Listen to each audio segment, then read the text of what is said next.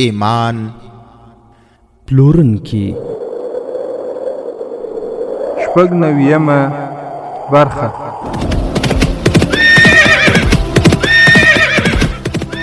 د سلطان صلاح الدین ایوبی رحمه الله د دوران رښتینی کیسې.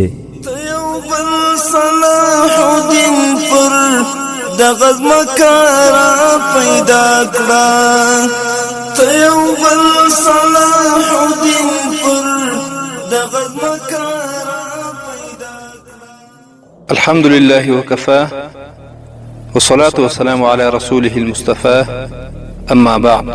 ورونه په تیره برخه کې تاسو واوریدل صلیبیانو د مسلمانانو په خلاف باندې د مذهب په جامه کې بل توطیه سره اخیسته چې هغه هم د رسوایی او سترې ماتې سره مخ شو. ورونه دا یوازینی لارې الله تعالی هغه چاته برابروي چې ټول کار د الله لپاره وي، فقط او فقط د الله د لارې رښتینی مجاهدین وي.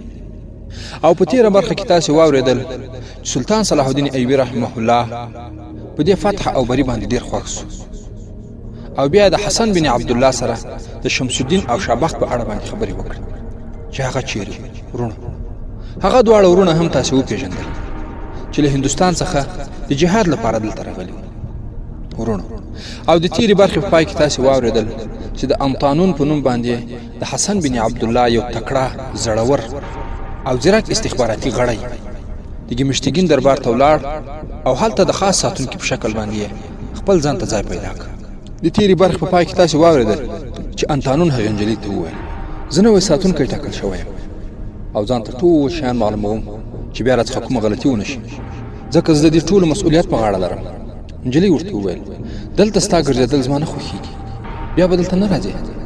انطانون وویل دا زما مسؤلیت دی، که د دې ځای څخه کومه یوه د حرام نجلۍ ورکه شوه نو بیا به زما خور پکې راولي. نجلۍ وویل د دې څخه معلومیږي چې ستا سره دی د خپلې خور غم دی، زموږ غم در سره نشته. انطانون سوړ اسویلی وویست او ویې کاشکې ما د خپلې خور ساتنه کړې وای. نجلۍ وپوښتل ولې په خور دې څه شوي؟ انطانون وویل زما دوه خویندې وې او دواړه راڅخه بیت المقدس کې صلیبیان وتښتولې او زه یې هم بندي کړم، خو ما ځان راخلاص کړ. زه د خپلو خورګانو د انتقام اخیستلو لپاره دلته راغلم او د سلطان صلاح الدین ایوبي په پوځ کې مې ځان شامل کړ، ځکه چې د بیت المقدس اوسېدونکي هغه خپل خلاصونکی او امام مهدي بولي. نجلۍ وویل ته خو غلط ځای ته راغلی یې، تا چې کوم مقصد له ځانه سره راوړی هغه دلته نه پوره کېږي. د کومو کسانو له لاسه چې ته راتښتېدلی دلته هماغه کسان واکمن دي. دا د سلطان صلاح الدین ایوبي پوځ نه بلکې د هغه د دښمنانو او صلیبي ګوډاګیانو پوځ دی. دلته ډېرې داسې نجونې شته چې ستا د خور په شان صلیبیانو تښتولې او بیا روزلې او اوس په دې حرمونو کې اوسېږي. سلطان صلاح الدین ایوبي په دمشق کې دی. انطانون په حیرانتیا سره هغې ته کتل او بیا یې وپوښتل آیا دا د مسلمانانو پوځ نه دی؟ آیا دلته واکمنان مسلمانان نه دي؟ آیا دا د صلیبیانو دوستان دي؟ نجلۍ ورته ټول شیان وویل. خو ورونو دا نجلۍ فاطمه نومېده چې د دمشق اوسېدونکې وه. د هغې سره دا شوق او جذبه وه چې د صلیبیانو څخه د خپلو مسلمانو خویندو انتقام او غش واخلي، خو پلار یې هغه په داسې ځای کې ورکړه چې هر څه یې ګډوډ شول. هغې غوښتل د سلطان صلاح الدین ایوبي په پوځ کې خدمت وکړي، خو هغه بالاخره د ګمشتګین کور ته راورسېده. څرنګه چې ګمشتګین د هغې په شان 15 نورې ځوانې نجونې هم په خپل حرم کې لرلې نو د دې ورڅخه نفرت پیدا شو، ځکه هغه په دې پوهېده چې د دې امیرانو په زړونو کې د چا محبت او مینه نشته، یوازې څو ورځې ورسره تېروي چې بله راشي بیا هغې ته متوجه کېږي او چې کله کلونه پرې تېر شي نو بیا یې همداسې له کوره شړي. نو ځکه فاطمې د انطانون سره خپل امیدونه وتړل چې کېدای شي دا ځوان چې د صلیبیانو دښمن دی زما د مینې مرکز وګرځي او راتلونکی ژوند مو شریک شي. ورونه فاطمې انطانون ته وویل چې پاس له دې به د حرم په باغچه کې سره ګورو. هر ماښام ناوخته به انطانون هغې باغچې ته راته او له فاطمې سره به هلته کېناست. بالاخره دواړه یو په بل کې جذب شول. ورونه انطانون ته د همداسې یوې نجلۍ اړتیا وه چې له هغې څخه د دربار او حرم راز واخلي، نو ځکه یې له دې نجلۍ سره اړیکې پیدا کړې، خو دا اړیکې په مینه او محبت بدلې شوې. ورونه انطانون د ژبې جادو لرل، هغه داسې راګیره کړه چې د دربار او حرم ټول راز ورته ووایي. انطانون د سالار شمس الدین او سالار شابخت سره هم اړیکې ونیولې او هغوی په دې خبر کړل چې د حرم جلی فاطمه هغه خپل کړي او ټول لازونه ورته وایي. خو سالارانو هغه متوجه کړ چې د هغې سره د کتلو څخه ځان وساتي. ورونو په دې شپو او ورځو کې یوه شپه کې مشتګین د صلیبي سلاکارانو او نوي صلیبي میلمنو لپاره لویه میلمستیا کړې وه تر څو د سلطان صلاح الدین ایوبي په خلاف د پلان په هکله سره خبرې وکړي. په دې شپه فاطمې ښه ځان جوړ کړی و او هر چا ته به وړاندې کېده تر څو د راز خبرو څخه واخلي. هغې په همدې شپه د انتانون سره په باغچه کې د لیدلو وعده هم کړې وه چې هلته به سره ګورو او ټول حالات به ورته بیانوي. میلمستیا ډېره ګرمه وه او ډېر صلیبیان هلته راغلي وو چې لوړپوړي چارواکي هم پکې شامل وو. په میلمستیا کې مشتګین خپلو ټولو کسانو ته ویلي وو چې تاسې به نن شپه صلیبیان ښه خوشحاله ساتئ چې د هغوی څخه کار واخلو. کله چې د انتانون د راتلو وخت شو فاطمې غوښتل هلته ورشي خو یو صلیبي هغه په خبرو کې بوخته کړه. هغه نه چېرته تلای شوه او نه یې صلیبی همداسې خوشي کولی شو. صلیبي هغه له لاسه ونیوله او روانه یې کړه. هماغې باغچې ته یې بوتله چیرې چې انتانون راته. ورونو انتانون د خپلې وعدې سره سم په دیوال باندې باغچې ته راواوښت خو لاندې پیره کوونکی ولاړ و. هغوی راونیو څرنګه چې دا شپه مهمه او خطرناکه وه نو ځکه هغه د یو شکمن په حیث باندې ونیول شو او سمدستي سالار شمس الدین ته خبر ورکړل شو چې په باغچه کې یو شکمن سړی نیول شوی. سالار شمس الدین چې یو مخلص مجاهد و هلته ورغی ګوري چې انتانون نیول شوی. سالار پرې په قهر شو چې تاسو په داسې حالت کې څرنګه د حرم باغچې ته د راتګ کوښښ کاوه. هغه پیره کوونکو ته وویل دا شکمن سړی د قصر پلاني برخې ته ورسوئ زه درځم. هغه خپلو کسانو ته سمدستي وظیفه ورکړه چې انتانون خلاص کړي او پیره کوونکي ووژني. د سالار کسانو په لاره کې هغه دوه پیره کوونکي بېهوشه کړل او انتانون یې د سالار کور ته ورسوه. ورونو هلته فاطمه د صلیبي سره په باغچه کې ناسته. صلیبي به بیا هغې ته لاسونه ور اچول خو فاطمې ورڅخه ځان یوې او بلې خواته کاوه. اخر فاطمې هغه ته وویل ته پوهېږې چې زه څوک یم؟ که زما خاوند کې مشتګین خبر شي چې زه په باغچه کې نو په ژوندوني به دې پوستکی وباسي. صلیبي په کړاس کړاس وخندل او فاطمې ته یې وویل لیونۍ نن شپه موږ ته هغه اجازه راکړې چې څه کوئ تاسې ته اجازه ده او هېڅ منع نشته. ته پوهېږې موږ څوک یو؟ ستا خاوند زموږ په مقابل کې هېڅ هم نشي کولی. هغه زموږ په زور باندې ځان ته یو څه وایي که نه یوه ورځ هم سلطان صلاح الدین ایوبي ژوندی نه پرېږدي. خو ورونو فاطمه په دې پوه شوه چې خاوند د دې د عزت او ناموس سودا د صلیبیانو سره کړې ده نو خپل دیني غیرت یې په جوش راغی. صلیبی چې په شرابو مست و په لغته یې داسې وواهه چې پړ مخې پرېوت. بیا د ګلانو یو ګلدان چې هلته نږدې ایښی راپورته کړ او د صلیبي په سر یې راوغورځاوه. بیا یې پورته کړ او سر یې پرې دوه ځایه کړ چې ښه پوه شوه چې صلیبی مړ سو او سوړ سو نو د مېلمستیا په لور په منډه ولاړه. ټول مېلمانه د یو بل څخه ناخبره په شرابو مست وو. فاطمې په دغه ځای کې سالار شمس الدین لټاوه خو هغه نه و ځکه چې هغه د انتانون په پېښه کې بوخت و. خو هغه زر شابخ ته ورغله چې مشر سالار چیرې دی؟ فاطمه ورخطا وه. شابخ ورڅخه وپوښتل خیر خو دی؟ هغې هم ورته ټوله کیسه وکړه. شابخ سمدستي د هغې سره روان شو او مشر سالار شمس الدین ته ورغله. هغه ته یې هم کیسه وکړه. ورونو مشر سالار چې یو تکړه مجاهد و شمس الدین هغه هم خپل کور ته واستوله او سمدستي یې دوه اسونه تیار کړل. مېلمانه چې کله رخصتېدل هغوی دواړه یې هم په اسونو باندې سپاره کړل او د الرستان په لور یې واستول چې هلته سلطان صلاح الدین ایوبي رحمه الله موجود و. ورونو انتانون ته یې ټول حالات هم وویل چې سلطان صلاح الدین ایوبي ته یې بیان کړي. فاطمه او انتانون نیغ سلطان صلاح الدین ایوبي ته ورغلل او ټوله کیسه یې ورته بیان کړه. سلطان صلاح الدین ایوبي رحمه الله هغه سمدستي په کمانډویانو کې داخل کړ او فاطمه یې دمشق ته د رضیه خاتون لوري ته ولېږله. ورونو رضیه خاتون خو پیژنې د سلطان نور الدین زنګي رحمه الله بیبي. هلته بیا سبا سهار د صلیبي مړی په باغچه کې پیدا شو. صلیبیانو ځمکه او اسمان په سر واخیست چې څرنګه زموږ یو افسر وشل سوی. وروسته معلومه شوه چې د حرم یو نجلۍ او یو ساتونکی هم ورک دي او دوه کسان پیره کوونکي هم مړه شوي دي. صلیبیانو په مشتګین زور واچاوه چې سلطان صلاح الدین ایوبي ستاسې داسې کسان مړ کوي باید زر تر زره په هغه حمله وشي. دا خبره پټه پاته نه شوه او حلب ته هم د هغې احوال ورسېد. الملک صالح سمدستي مشتګین او سیف الدین ته پیغامونه واستول چې په هغې کې قیمتي ډالۍ او دوه نجونې هم وي. کله چې استازی حرم ته راغی نو مشتګین ویده وو. خو هلته بیا مجاهد سالار شمس الدین پیغام ووایي او دواړه نجونې یې ولیدې. ورونو نجونې یې په یوه خونه کې او استازی په بله خونه کې کېناوه. د نجونو څخه دواړه ورونه وپوښتل چې تاسو دلته د څه لپاره راغلي یاست؟ ورونو هغوی وژړل او بیا مشر سالار شمس الدین ته وویل موږ دواړه د بیت المقدس مسلمان نجونې یو. صلیبیانو په ماشومتوب کې له یو کاروان څخه وتښتولو او تر څو کلونو پورې موږ ته روزنه راکړه. وروسته د جاسوسۍ او رنګکارۍ لپاره حلب ته واستولو. مخکې زموږ ضمیر او وجدان مړه و او اسلام زموږ د زړونو څخه وتلی و. خو کله چې حلب ته راغلو نو بیا په موږ کې اسلام را بیدار شو، ځکه چې هلته مو خپل مسلمانان وروڼه ولیدل. خو مسلمانانو زموږ سره داسې ناوړه کارونه وکړل چې یو ځل بیا زموږ د زړونو څخه اسلام په وتلو شو. هغو امیرانو ته موږ وویل چې موږ ستاسې لوڼه یو او صلیبیانو موږ تښتولي یو. اوس تاسې باید زموږ سره هغه څه ونه کړئ صلیبیانو زموږ سره کول. خو هغوی زموږ خبرې وانه اورېدې او دا ځل د تحفې په توګه دلته راولېږلو. موږ اوس تاسو ته هم دا وایو چې موږ ستاسې لورګان یو. زموږ عزت ساتل ستاسې وظیفه ده. زموږ سره د صلیبیانو په څېر ناوړه کار مه کوئ، بلکې موږ ته د لوڼو په سترګه وګورئ. وروڼو سالار شمس الدین چې یو رښتینی بادیانته او زړور مجاهد و او همدارنګه سالار شابخت په دې خبره ډېر خفه شول. په دې وخت کې د حیران ایمان پلورونکی قاضي ابوالفضل راغی. د سالارانو څخه یې وپوښتل چې د حلب څخه پیغامونه او تحفې راغلي دي.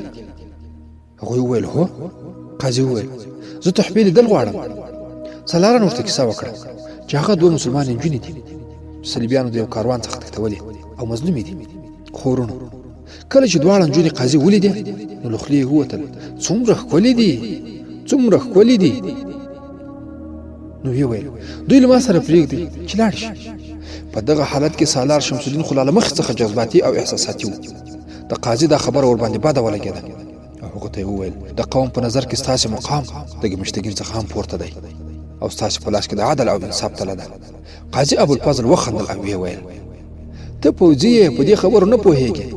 د چا په لاس کې چې د الله تعالی قانون و او په هغه به یې عدل او انصاف کاوه نو هغه به د خپل بادشاه څخه نه ویرېده، یوازې او یوازې د الله جل جلاله څخه به ویرېده او واکمن به هم د هغه له ویرې څخه د چا سره بې انصافي نه کوله.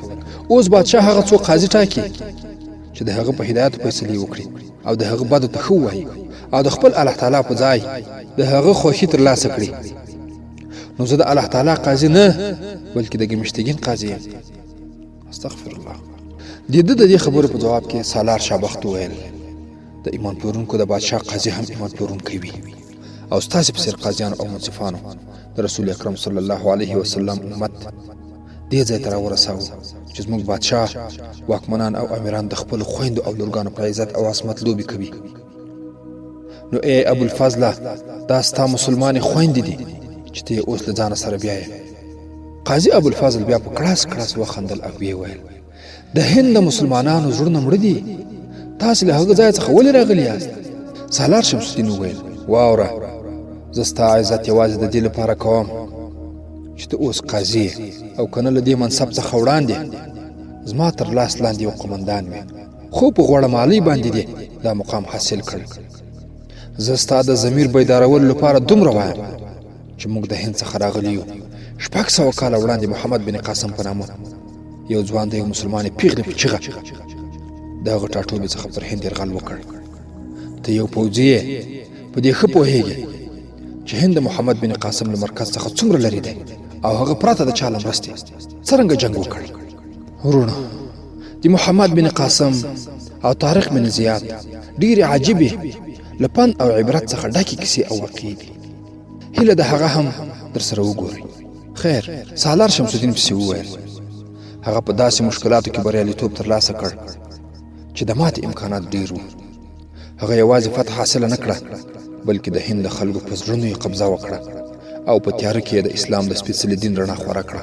بیا هغه هېواد د هغه بادشاهانو په لاس کې شو چې د مجاهدینو په کاروان کې نه وو او هغوی ته هغه ټاټوبی وړیا په لاس ورغی.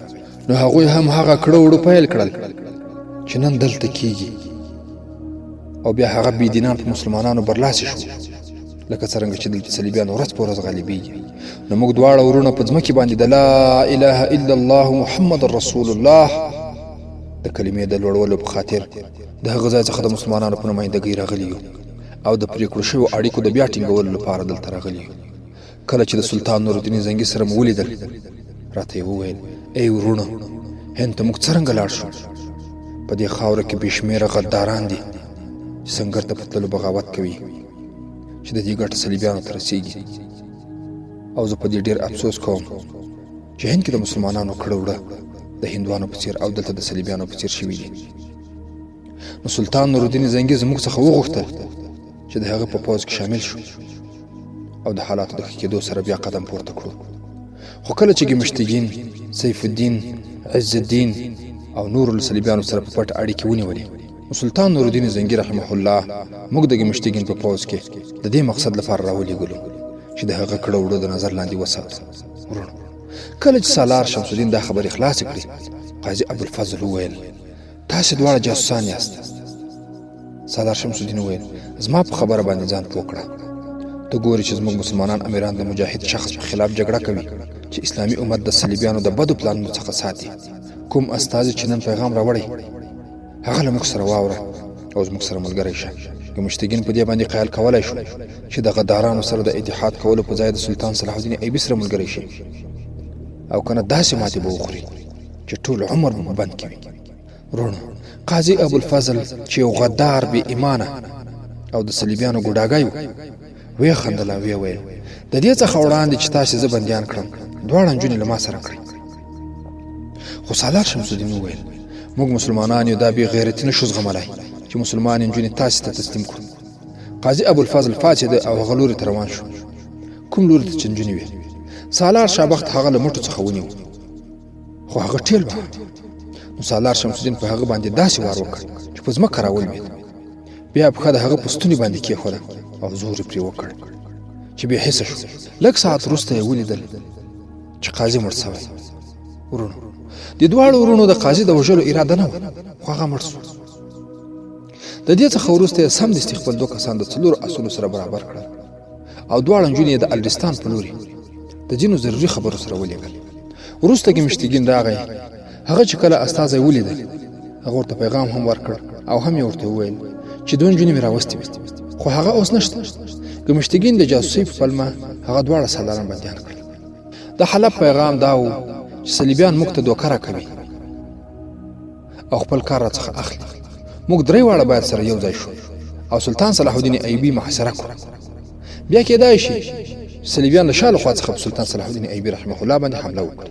ورونو، دا د هغه وخت غداران مسلمانان وو چې د ستر مجاهد سلطان صلاح الدین ایوبي رحمه الله په مقابل کې پلانونه، توطیې او د غدارۍ لپاره نوې نوې طریقې برابرولې.